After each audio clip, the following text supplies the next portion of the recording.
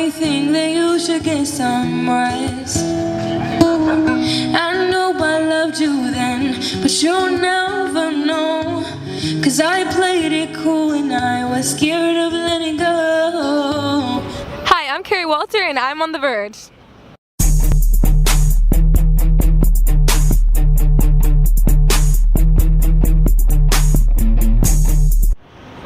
All right, we're at 20th and Q in DuPont Circle in Washington, D.C., and we are interviewing our next Verge artist, Miss Keri Walter. What's going on? Hi, I'm doing good. Now, tell us a little bit about yourself so people don't know anything about Keri Walter. Who are you, and what do you like to do? Okay, so I'm Keri Walter, as he just said, and of course I love to sing and I love to act and just be known and make people happy. And now tell us about the culture of street performing. So considering I've only done it for a very short amount of time, I can only say a couple things. One thing, it's wishy-washy, which means there's not one day that'll be the same as the next, and that's almost an art, you know? You're not going to go out and meet the same types of people. You meet so many different types of people doing this, and you find people that love you and you find people that don't like you and hate you at the same time, but you got to take the good with the bad, and that's something that I've learned from this artist yet again here. Just take the good with the bad and make sure that you know, you're keeping your head up and being motivated, because no one can tell you that you can't do it. Only you have the power to tell yourself. To come out here to display some of your talent out here.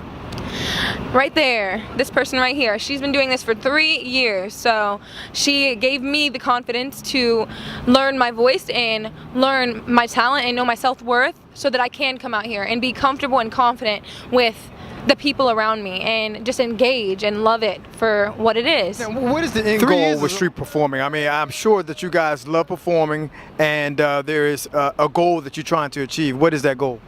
Of course, for every artist, everyone who takes it seriously and loves it as much as we do, of course you want to be noticed. You want people to recognize you and think that you're good, and you know, even constructive criticism, you want all of that. You want people to tell you if they like you, what they think you could do better, and then, you know, just bookings, you know, so exposure is really what we're looking for. The exposure and the experience of being out here and seeing people's faces light up whenever, you know, they come up the metro station and hear you singing, and it's just for them, you know. So that's really why we do it, and, you know, just hopefully one day we will get a break, but for now, we're content.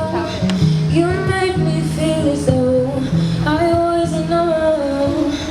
We dance the night away and we drink too much. I held your hair back when you were throwing up, yeah, yeah. And you smiled over your shoulder for a minute and was stone cold sober. I pulled you closer to my chest. Then you asked me to stay over. I said I already told you. I think that you should get some rest. I know I loved you then, but you're in street performing?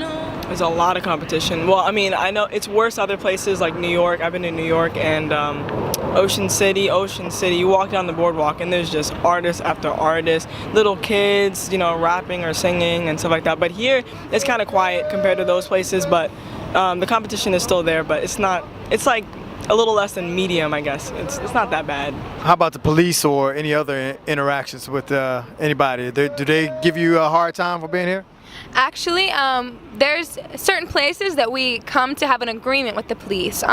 You know, a lot of people, a lot of places that we go around metro stations, people live there and people like to, you know, have peace at a certain time. So, you know, specifically at Gallery Place, Chinatown, we have an agreement with the police that, you know, 10 o'clock is when we stop, and all artists, you know, they abide by that, and that's how that works there. But other places, there's not really a curfew, but, you know, it's just respectful to stop at a certain time because, you know, people are trying to sleep or they have to work. You just have to, you know your place and never overstep your bounds. Is this a group or is this a solo act? How is this? Is this like a genre or is this a groove theory? Explain it.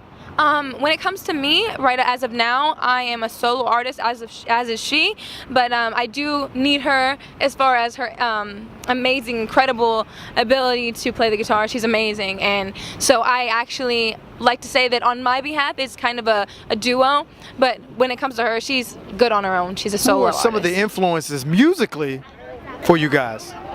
She said it. I have one, and that is Michael Jackson, because The king. the king, the legend, the king of all kings. Like, he's amazing in every way. He literally knew how to take a teaspoon of vinegar, you know? People would say bad things about him, good things about him, you know, it was never just one thing, but he kept going and making his music just as amazing as he could, and his fans were die-hard fans. Like, they supported him like no other, and, you know, if I could ever say that anyone compared to him, it wouldn't be in this generation. No one has compared to him yet. So that is definitely my number one inspiration. Like I was drunk and city lights lay out before us, and your arm felt nice wrapped around mine, and I had a feeling that I belonged, and I had a feeling I could be someone, be someone, be someone, yeah.